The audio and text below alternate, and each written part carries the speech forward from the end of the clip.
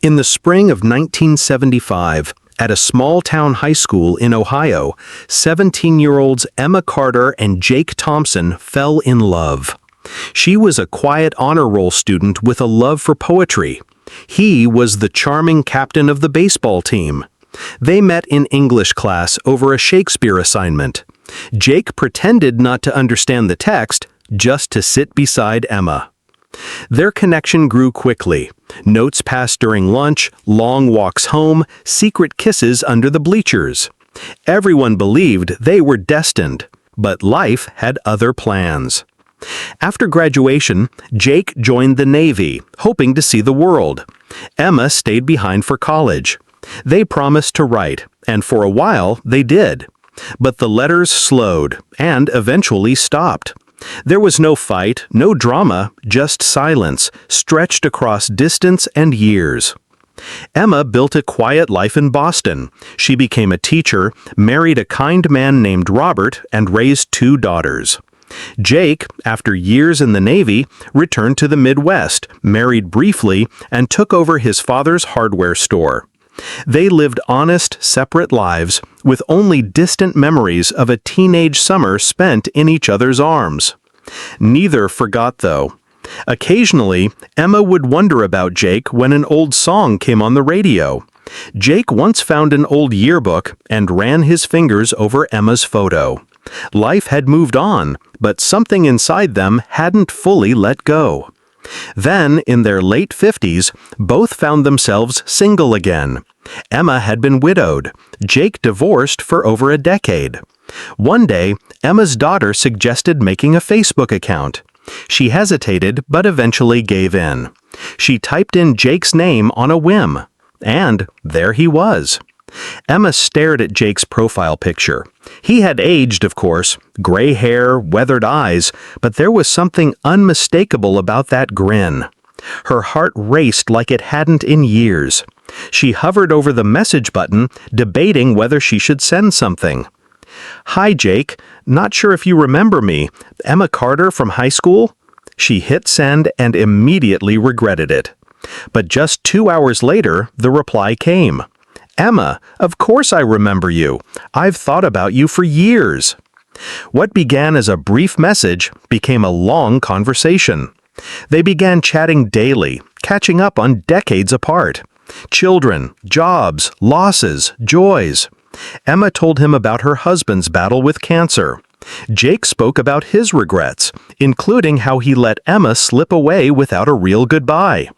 Their conversations turned into video calls, which turned into laughter, tears, and late-night talks.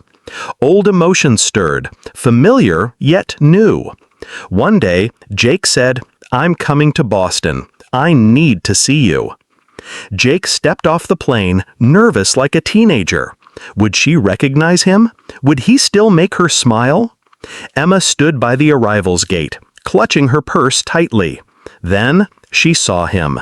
Their eyes met. She smiled, wide and real. Jake opened his arms, and she walked straight into them. It had been 40 years, but the hug felt like yesterday. They sat in the airport coffee shop for hours, as if no time had passed. Jake teased her like he used to, and Emma laughed, not politely, but freely. They spoke of their past, their pain, and what might come next. He stayed in Boston for a week. They visited old bookstores, shared meals, and even watched the high school baseball team play, reliving youth without pretending to be young. Before he left, Jake held her hand and said softly, "Let's not wait another 40 years." After Jake returned to Ohio, their relationship deepened through long-distance calls. Each morning, Emma woke to a good morning text. Each night ended with a call. They sent each other books, playlists, and handwritten letters, echoing the romance of their youth. Emma visited him next, spending a weekend in his small town. They walked the trails near his old high school, visited his mother's grave, and sat on the porch under the stars. Jake was no longer the boy Emma once knew. He was better, kinder, wiser. Still, the distance was hard. They were both in their late 50s, their lives rooted in different cities. But love, the kind that had waited 4 decades, wasn't about convenience. One night, Jake said, "I don't care where we live, Emma. I just don't want to do the rest of this life without you." Emma decided to move back to Ohio. It wasn't easy. Boston had been her home for 30 years. But she felt something pull her back, not just to Jake, but to the version of herself she thought she'd lost. Packing was emotional. Every photo, every book held a memory. Her daughters helped, supportive and teary. "Mom, you're brave," one said, "to chase something most people never find." Jake helped her settle into a small house just 3 streets from his. They didn't rush marriage or labels. They just built a life. 1 box, 1 room, 1 morning coffee at a time. They blended their routines. Jake's hardware store, Emma's garden. Friends watched with surprise and admiration. It wasn't flashy, but it was real, solid, grounded in something that had waited long enough. Their love wasn't without its aches. There were days when grief surfaced. Emma missing Robert. Jake mourning lost years. On rainy afternoons, they sat silently together, sipping tea, wrapped in shared understanding. One evening, Emma asked, "Do you ever wish we hadn't lost those 40 years?" Jake thought for a moment. "Sometimes, but maybe we wouldn't have been ready back then. Maybe we needed those years to become who we are now." They healed together, 2 scarred hearts that had found refuge in each other. Their love wasn't fiery or reckless. It was gentle, patient, and deeply intentional. And that was more than enough. One crisp October evening, under a canopy of golden leaves, Jake took Emma to the high school football field, now empty and quiet. "I brought you here for something," he said, holding her hand. He pulled a folded piece of paper from his jacket, a poem, the one they'd written together in high school, found tucked in his old yearbook. As he read it aloud, Emma felt tears on her cheeks. When he finished, Jake leaned in, brushing her hair back. "Emma Carter," he whispered, "may I kiss you like it's the first time again?" And there, under the same stars that watched them as teenagers, they kissed. Not like strangers reunited, but like a promise fulfilled. As months turned to years, Jake and Emma built a rhythm. Saturday morning pancakes, Sunday walks, spontaneous road trips. They created new traditions, but always honored their past.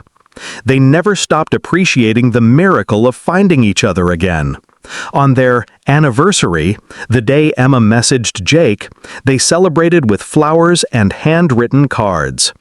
When friends asked the secret to their happiness, Jake would grin and say, "Patience and a little Facebook." Emma would laugh and answering one brave message. They didn't need a wedding to prove their bond. Their love was already stitched through decades, time-tested and resilient. Years later, at a community event, Jake took the stage unexpectedly. He called Emma up and held her hand. "This woman loved me once when we were kids, and somehow she found her way back to me. I missed 40 years, but I'll spend the rest making up for them." He knelt, pulled out a simple ring, and asked the question he'd once been too young to ask. Emma, through tears, whispered yes. They married in the same high school gym where they'd first danced as teens. And this time, love came not in a rush, but as a return, a full circle. Because some love stories don't end, they just wait to begin again.